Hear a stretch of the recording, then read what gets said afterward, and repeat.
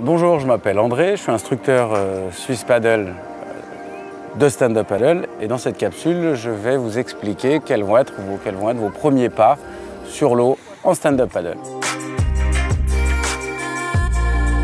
Alors maintenant que vous êtes prêt à partir, eh bien, la première chose à faire, c'est de partir toujours depuis le bord à genoux. Il ne faut jamais partir debout pour éviter de tomber dans une zone où on n'a pas pied. Donc on va partir à genoux et dans les premières minutes, on va déjà un petit peu s'habituer à la planche tout en restant à genoux. On va essayer d'aller droit, de faire un virage à gauche, faire un virage à droite, de s'arrêter et de faire demi-tour. Une fois que vous avez un petit peu jaugé votre planche, eh bien là, il va falloir aller vous mouiller et essayer de remonter sur la planche pour savoir si vous êtes capable de tomber et de remonter ensuite sur votre planche. Une fois que vous êtes dans l'eau, eh bien, l'idée c'est d'aller attraper la poignée qui est au milieu de la planche avec les deux mains, ce qui va vous permettre de vous hisser sur la planche en battant des jambes. Le fait de battre des jambes, ça va vous faire mettre les jambes à l'horizontale et vous allez pouvoir remonter sur la planche. C'est très facile, c'est juste qu'il faut bien passer par le milieu de la planche en attrapant la poignée. Et une fois que vous êtes remonté sur votre planche, et que vous avez fait un premier baptême de l'eau, vous êtes mouillé, vous pouvez tomber en toute sécurité, et bien là, il va falloir se mettre debout, se lever sur le stand-up paddle.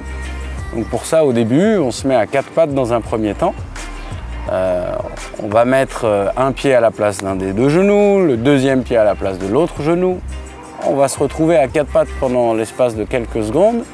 Et là, il faudra se lever, regarder loin devant, bien respirer et puis tout de suite mettre la rame dans l'eau et avancer. Parce que le fait d'avoir la rame dans l'eau et le fait de chercher à avancer, ça va vous apporter encore plus d'équilibre.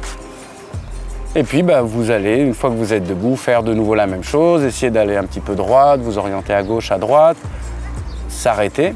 Et une fois que vous êtes un petit peu rodé, que vous avez pris vos marques sur le stand-up paddle, vous pouvez commencer à partir, vous promener sur le lac, tout en évitant de dépasser une zone des 300 mètres au bord du rivage.